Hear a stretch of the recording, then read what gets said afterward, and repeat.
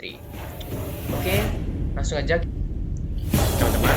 Biasa kita search dulu Yes, lalu ada guys, welcome back with me Sekolah Sampai Tanggal. Kita juga bisa buka panduannya.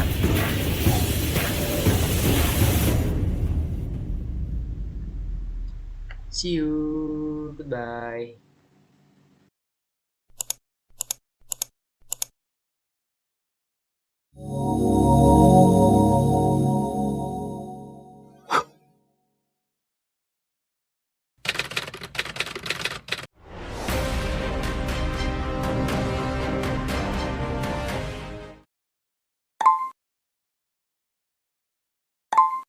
Oke guys, welcome back with me Nicholas Tanggang. Jadi di video kali ini kita akan membahas lab berikutnya, yaitu lab keempat pada mode pertama mengenai Windows Task Manager. Oke, langsung saja kita mulai. Oke, di lab ini ada 3 part. Yang pertama adalah working the process step, yang kedua adalah working the service step, yang ketiga adalah working in the performance step.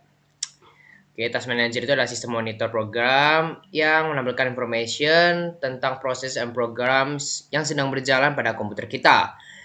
Ini juga allows kita untuk melakukan termination tentang proses dan program and modification of process priority. Oke, required resources-nya masih sama, Windows with Internet Access tentunya. Oke, langsung aja masuk ke part yang pertama, working in the process step. Oke, kita pertama diminta untuk open a command prompt and a web browser. Oke, command prompt, open. Oke, sama web browser ya. Kayaknya sudah ada di sini deh. Bentar. Oke, sudah ada. Sudah open. Kita close lagi, kita open ya. Oke, sudah open. Microsoft Edge is used in this lab. However, any web browser will work. Okay. Right click the taskbar to open Task Manager. Okay, kita right click di sini ya. Right click set Task Manager. Okay, muncul. Another way to open the Task Manager is to press Ctrl Alt Delete. Ctrl Alt Delete. Kita coba Ctrl Alt Delete. Ctrl Alt mana delete di sini. Oke, bisa kita pencet. Oke, Task Manager. Oke. Click more details to see all the processes that are listed in the processes tab. Oke, all details di sini ya. Oke, all details di sini. Oke, di sini ada all details. Oke. Expand the Windows Command Processor heading. Oke. Windows Command Processor heading. Oke. What is listed Windows Command Processor? Where is Windows Command Processor?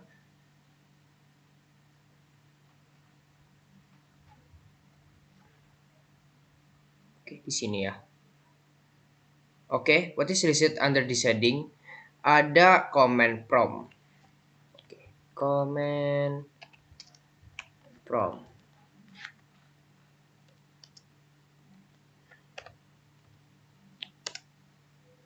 Show, oke, command prompt. Oke, lanjut. There are 3 categories of processes listed in the process tab. Ada apps, background processes, and Windows processes. Oke, kita cek. Oke, ada apps, ada background processes, dan juga ada scroll. Oke, Windows processes. Oke, benar. The apps are application yang sedang kita buka. Ini dia apps, aplikasi sudah kita buka. Background process itu adalah background aplikasi yang sedang terbuka. Lalu ada Windows processor yang tidak shown in the figure. Oke. Some of the background processes or Windows process may be associated with foreground processes. Oke. Next, kita right click console window host and select properties. Oke, window host and select window host, select properties. Mana window host? Window host, kita scroll.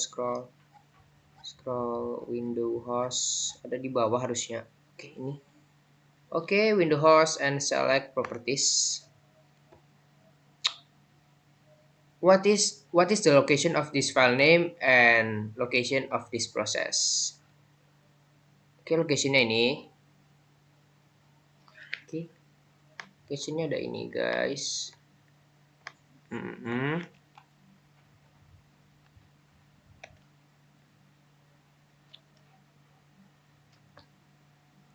Self process, oke, show answer, sama ya tadi jawabannya. Maaf kehapus. Oke. Oh ya, file name-nya tadi lupa. File name-nya adalah conhost.exe. Bisa kita lihat ya. Nih conhost. Oke, kita close. Close the command prompt window. Oke, kita close command prompt-nya. Kita close. What happens to window command processor and console window host when the command prompt window is closed? Oke, kita buka lagi ya, biar kita bisa melihat apa yang akan terjadi di atas ini. Command prompt. Oke ya, kalau kita buka, lihat kalau kita buka di sini akan muncul command prompt. Nah, udah ya. Kita refresh task manager ya. Kita lihat agar lebih pasti. Nah, ini dia yang sudah aktif. Nih, ada command prompt. Oke. Kalau kita close, apa yang terjadi? Set. Oke, akan hilang terminalnya. What happens to Windows command processor and console Windows when the command prompt Windows closed? Ya, otomatis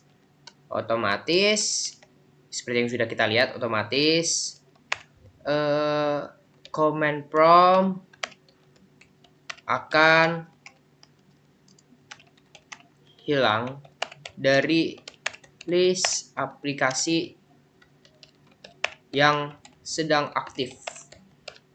Oke, kita show. Nah, oke. Sudah nggak ada lagi ya test manager. Benar. Klik the memory heading. Oke, selanjutnya kita klik the memory heading. Kita klik set. Oke, kita klik lagi. Oke, what effect does this have on the columns? Oke, seperti yang sudah teman-teman bisa lihat sini. Efeknya adalah akan melist memori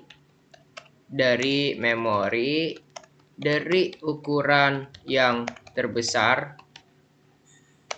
hingga yang terkecil dan sebaliknya. Oke. Show clicking the memory heading causes the processes to be sorted by the amount of memory each process is using. Each time you click the memory heading, it reverses the order, largest to smallest, then smallest to largest. Oke, benar ya. Oke, next, right click on the memory heading and then select resource values memory and terus persen. Oke, memori kita right click. Terus kita pilih yang resource value, kita pilih yang memory, kita pilih yang persen. Boom. Oke, di sini satuannya berubah menjadi persen ya. What effect does this have on the memory column? Satuan memori menjadi persen. Oke, the column now is where memory set in percentage values. Oke, benar. How could this be useful? Kalau menurut saya ini berguna. Mengapa berguna?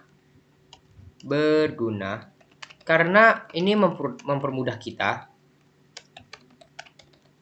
Seberapa banyak sih penggunaan masing-masing file pada file aktif ya, file aktif pada PC atau laptop yang kita punya.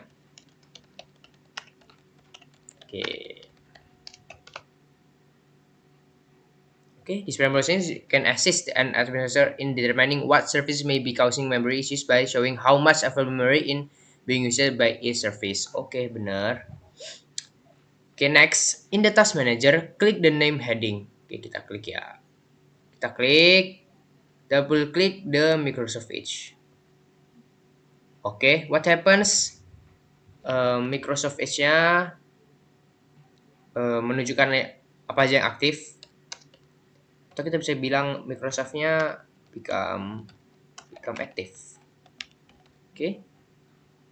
Next, return to the task manager and right click Microsoft Edge, select and task. Oke. Okay.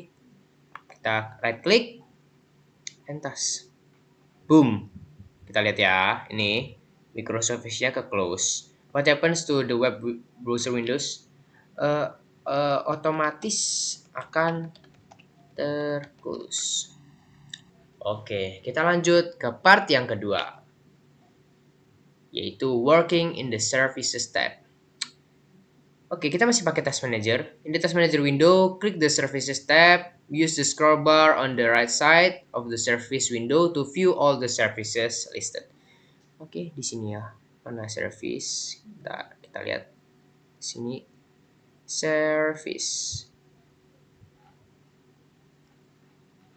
Oke, services. Yang ini service. Kita scroll. What status are listed? Oke, statusnya hanya ada dua, yaitu running atau running dan ya, running dan socket. Show, oke, socket dan running sama aja. Oke, langsung aja masuk ke part 3, working in the performance tab.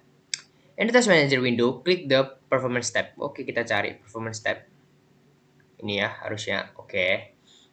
Terus, how many threads are running? Kita klik yang CPU. Ada berapa thread? Di sini ada ya bermacam-macam. Ini sekitar 3.400-an. Oke, kita tulis ya yang kita lihat. Oke, sini 3.011. Answernya ini nggak pasti karena tergantung dengan laptop masing-masing. Oke, how many processes are running? Ada 222 di sini. Oke, ini ya 222. Click the memory in the left panel of the performance tab. Oke, kita cari memory. What is the total physical memory? Ini ya, 16 GB. 16 GB atau kalau MB ya 16.000. 16 GB. What is available physical memory? Available-nya ada 9,2 GB atau 9.200 MB. Oke. Oke. How much physical memory MB is being used by the computer? Ada 5,7 MB GB. 5,7 GB. Next, klik di Ethernet chart. Ethernet yang ini ya.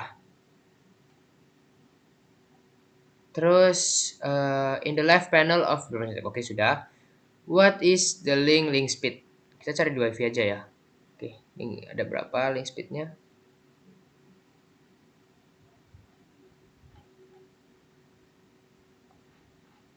Berapa ini ya teman-teman?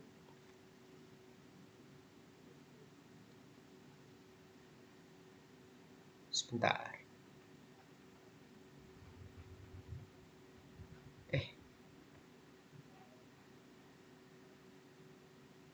Ini ya, ada berapa kbps tadi? Ada 16 tadi ya, 16. Ya, oke.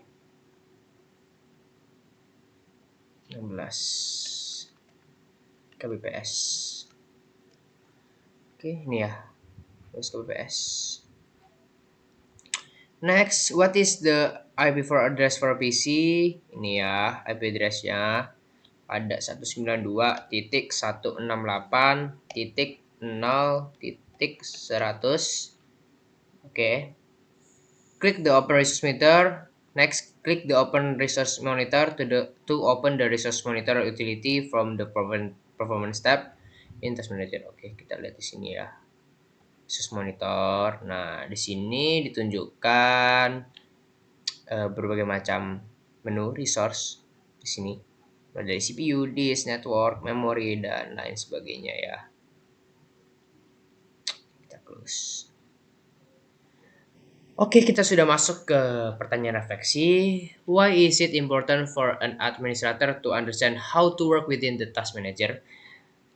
Ini task manager ini sangat itu ya teman-teman, sangat membantu, important. Kenapa? Karena di sini dia menunjukkan detail dari CPU, memori kita, disk, Ethernet, WiFi, GPU. Jadi ketika nanti laptop kita itu ada troubleshoot, kita bisa open task manager apa sih yang bermasalah. Terus dari task manager ini kita juga bisa mengkill atau mengclose aplikasi dengan lebih mudah. Seperti itu teman-teman. Oke, sebenarnya very task manager can be available to administrator when troubleshooting problems ya, seperti yang sudah saya bilang. Terus it provides information about CPU, memory disk, network state dan lain sebagainya. Oke, mungkin itu saja untuk lab yang keempat. Ditunggu ya video untuk yang lab yang kelima. See you.